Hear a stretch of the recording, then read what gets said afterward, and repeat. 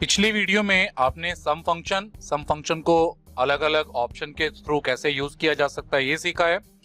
According to book आगे चलते हैं। सो यहाँ पर इंसर्ट फंक्शन के थ्रू फंक्शन कमांड को कैसे अप्लाई करना है, जो चीजें हमने एक्सेल पे प्रैक्टिकल करके पिछली वीडियो में बताई है, उसके लिए यहाँ पर पूरा का पूरा स्टेप दिया हुआ है और उसकी एक शॉर्टकट की शिफ्ट प्लस F3, इसका भी आप इंसर्ट फंक्शन के लिए यूज कर सकते हैं। अब आते हैं कुछ मैथमेटिकल फंक्शंस, सम, मैक्स, मिन, काउंट। पहले इन चारों फंक्शंस को प्रैक्टिकली करके देखते हैं क्या काम करते हैं, फिर हम ये पावर फंक्शन और इफ फंक्शन और एवरेज फंक्शन, इन फंक्शंस को हम अप्लाई करके देखेंगे क्या रिजल्ट आने वाला है। तो यहाँ पर अभी बुक में यहाँ पर ये 9 फंक्शन दिए हुए हैं जो आपके मैथमेटिकल फंक्शंस हैं।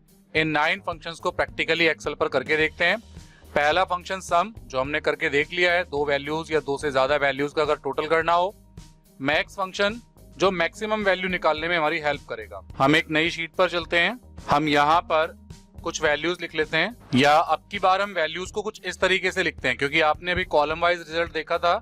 आप चाहें तो ये रिजल्ट रो वाइज भी कर सकते हैं। ये दोनों वैल्यू को हम हल्का सा एक बैकग्राउंड कलर दे देते हैं, 12 और 13। अब इन दोनों वैल्यू का मुझे यहाँ पे सम चाहिए, तो सम के लिए क्या फॉर्मूला है, इक्वल टू सम, ब्रैकेट लगाना है। आप चाहें तो यहां से भी क्लिक करके इस तरीके से सेल्स को सेलेक्ट कर सकते हैं, तो आपका सम आ गया, 2 वैल्यूज ऐड हो गई। अब अगर आपको मैक्सिमम वैल्यू पता करनी है कि इन दोनों सेल में या 2 से ज्यादा सेल में कौन सी वैल्यू सबसे बड़ी है, तो आप मैक्स फंक्शन लगाएंगे, इक्वल टू मैक्स, ब्रैकेट, कहां से कहां तक, A3 से B3 तक का कॉन्सेप्ट है, तो आप इस तरीके से सेलेक्ट करेंगे, ब्रैकेट बंद करेंगे। ये मैक्स फंक्शन है जिसने मैक्सिमम वैल्यू निकाल के दी है। तीसरा मिन फंक्शन है जो मिनिमम वैल्यू निकाल के देगा, इक्वल्स टू मिन, ब्रैकेट, A3 कॉलन B3। तो यहां पर हमने मिनिमम वैल्यू निकाल ली, सम किया, मैक्स किया, मिन किया। उसके बाद काउंट फंक्शन है और पावर फंक्शन है।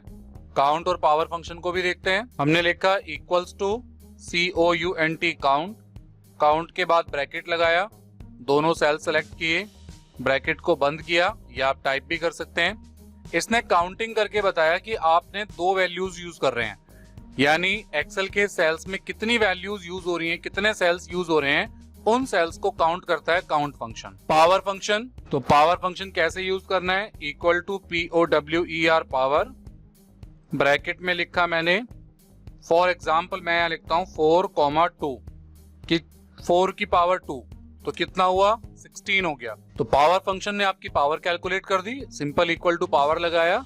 पहला आप यहाँ पे वैल्यू भी दे सकते हैं और सेल एड्रेस भी दे सकते हैं। फॉर एग्जाम्पल अगर मान लीजिए आपने यहाँ पे लिखा है 5 और यहाँ लिखा है आपने 3 कि 5 की पावर 3 कैलकुलेट करना है, तो आप लिख सकते हैं equal to POWER power, bracket, ये सेल है, कॉमा 3, यानी जिसकी हमें जितनी पावर देनी है, तो G5 की पावर G6, 5 की पावर 3, यहाँ पर 125 आ गया।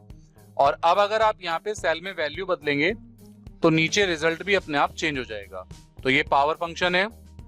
आप यहाँ पर किसी भी, जो भी हमने यहाँ फंक्शन लिखा है, ये सारे के सारे काम यहाँ पर हो रहे हैं, लेकिन आप यहाँ पे जैसे ही वैल्यू बदल देंगे, मान लीजिए मैंने 12 की जगह इसको 15 कर दिया, तो आप देखिए सम भी बदल गया, मैक्स भी चेंज हो गया, मिनिमम भी चेंज हो गया। अभी जो मैक्सिमम वैल्यू वो 30 है, अगर मैं यहाँ पर 35 कर देता हूँ तो आप मैक्सिमम वैल्यू 35 आ गई। तो ये फंक्शन आपके सेल्स पर लगा है, ना कि सेल की वैल्यू पर। तो आप इस तरीके से हमने sum, max, minimum, count, power function सीखा।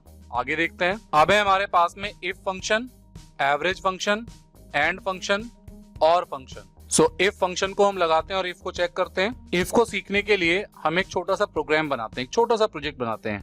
हम यहाँ पर पूछते हैं एज, कि यहाँ पर कोई अपनी एज डाले, यहाँ वो एज टाइप करे और हमारा जो फंक्शन है वो बताए कि ये वोट दे सकता है या नहीं दे सकते, या यस और नो में आंसर दे दे। सो हमने यहाँ पर लिखा एज, कि यहाँ पर कोई अपनी एज डाले और फिर हमें ये फंक्शन बताए कि वो वोट देने के लिए एलिजिबल है या नहीं है। तो हमने यहाँ पर लिख दिया एलिजिबल फॉर वोट और हमने इसको यहाँ पर रिजल्ट ले लेंगे।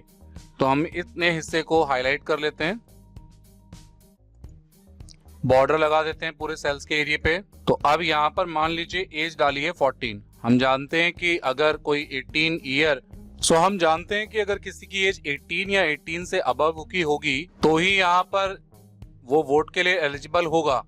तो हम चाहते हैं कि अगर किसी की एज 18 या 18 से ऊपर आए तो यहाँ पर यस आए, अदरवाइज नो लिखा है।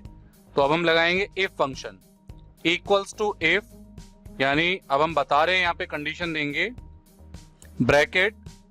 अब हमें यहाँ पर हम एज डलवा रहे हैं, इट मीन्स D9 में। तो हम लिखते हैं D9 ग्रेटर देन इक्वल 18। ये हमने एक मैथ की छोटी सी कंडीशन दी कि D9 यदि 18 या 18 से ज्यादा होता है तो पहला पार्ट है, नीचे लिखा भी आ रहा है इफ लॉजिकल टेस्ट। ये जो लॉजिकल टेस्ट है अगर ये सही है, जहां पर हमने 14 लिखा हुआ है, तो फिर हमें क्या दिखाना है, हमने डबल कोट्स में लिखा हमने यस, कॉमा अगर यस नहीं होता तो क्या होगा, हमने कहा नो, और डबल कोट्स को हमने बंद किया और ब्रैकेट हमने बंद कर दिया। अब आप इफ को लगाने का तरीका समझ लीजिए, इफ फंक्शन कैसे काम कर रहा है। सबसे पहले हमने लिखा इक्वल साइन, फिर लगाया इफ ब्रैकेट, ये जो जितना हिस्सा है D9 greater than equals to 18, यहां तक का हिस्सा कहलाता है लॉजिकल टेस्ट। इसमें हम कंडीशन देते हैं, कोई भी कंडीशन हम दे सकते हैं, greater than equal to, greater than, less than equal to. और उसके बाद अगर ये वाली कंडीशन सही होती है, ट्रू होती है, तो कॉमे के बाद में पहला जो हिस्सा है डबल कोट वाला, ये यहाँ पर प्रिंट हो जाएगा। और उसके बाद अगर ये वाली कंडीशन ट्रू नहीं होती तो फिर ये इसका जो फॉल्स पार्ट होगा वो यहाँ प्रिंट हो जाएगा। इसीलिए हमने इफ के साथ में दो आंसर दिए, यस या नो।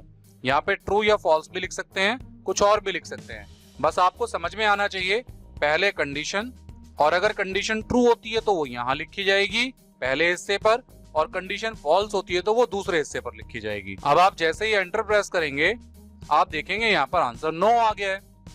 अब यहाँ पर हम एज को चेंज करते हैं, यहाँ पर हमने एज डाली 18, देखिए अब यस आ गया है आंसर।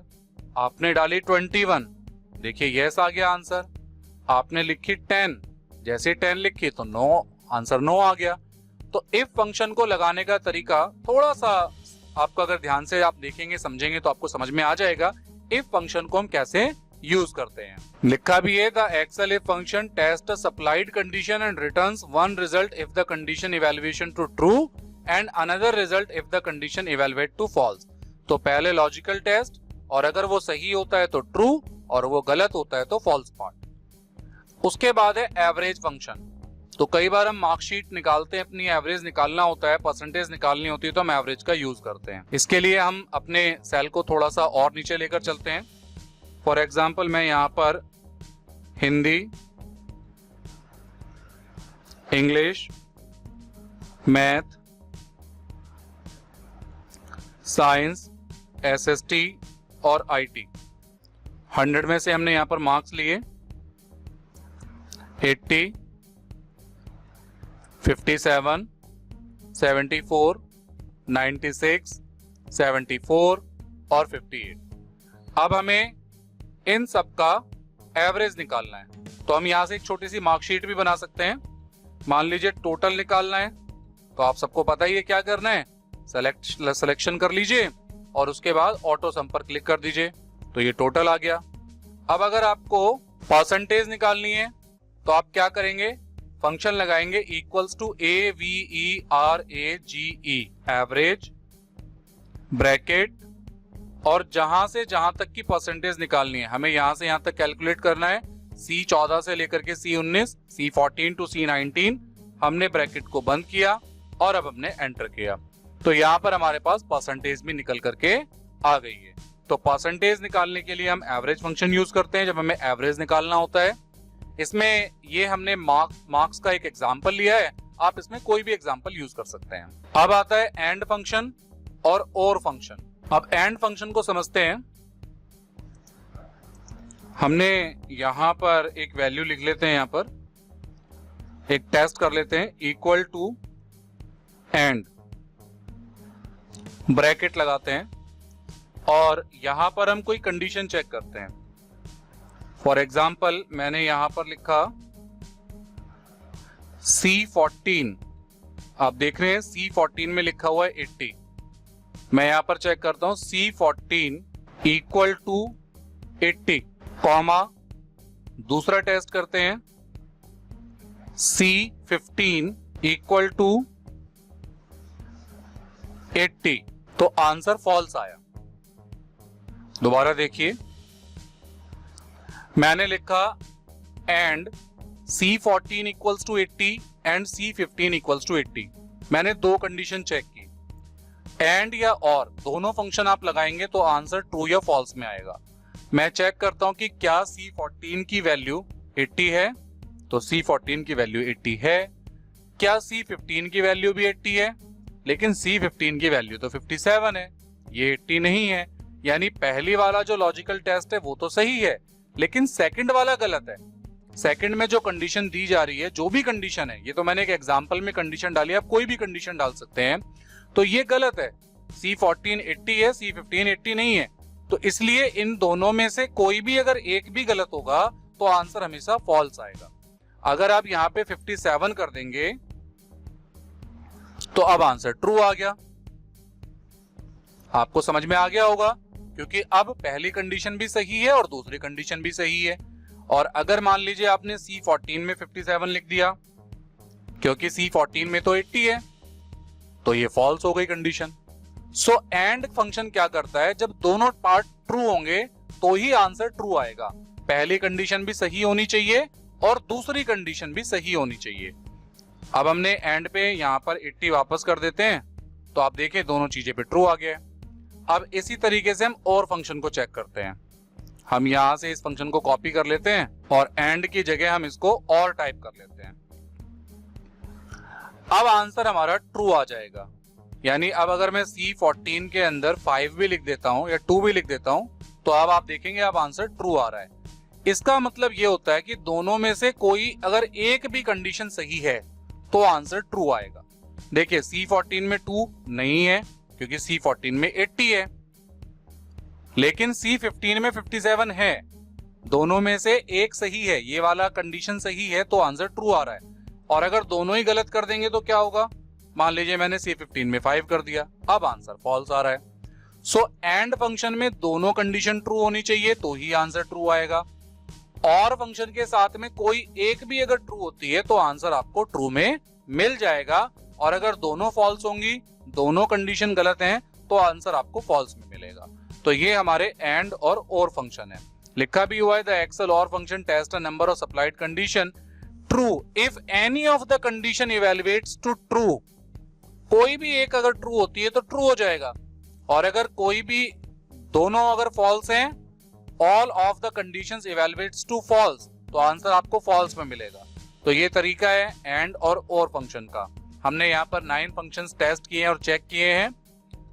सम function, max function, minimum function, count function. Revise कर लेते हैं। सम ऐड करने का काम करता है, मैक्सिमम फंक्शन मैक्स कैलकुलेट करता है, मैक्सिमम वैल्यू निकालता है, मिन फंक्शन मिनिमम वैल्यू निकालता है, काउंट फंक्शन से आपके सेल्स कितने यूज हो रहे हैं उनको काउंट करता है, पावर फंक्शन एक वैल्यू की पावर कैलकुलेट करता है, if function logical test check करता है और आपको कुछ अलग से लिखने में आपको हेल्प करता है, एवरेज फंक्शन परसेंटेज निकाल देता है, एंड फंक्शन दोनों अगर ट्रू होते हैं कंडीशंस तो आंसर ट्रू में मिलेगा, एक भी अगर गलत होगी तो आंसर आपको हमेशा फॉल्स मिलेगा, और फंक्शन जिसमें आपको दोनों में से कोई एक भी अगर ट्रू होती है तो आंसर ट्रू में मिलेगा, और अगर दोनों ही फॉल्स होंगी तो आंसर आपको फॉल्स में मिलेगा। दोनों ट्रू हो तो भी और काम करेगा, एक ट्रू है तो भी और सही काम करेगा, लेकिन अगर एक दोनों फॉल्स आती हैं तो फिर और फंक्शन आपको फॉल्स रिजल्ट देगा। तो ये हैं हमारे एक्सेल के अरिथमेटिक फंक्शंस, मैथमेटिकल फंक्शंस। अगले पार्ट में मिलेंगे, डेट एंड टाइम फंक्शंस के बारे में बात करेंगे। इनको लेकर के आपकी कोई भी क्वेरी है तो आप हमें कमेंट करके बता सकते हैं।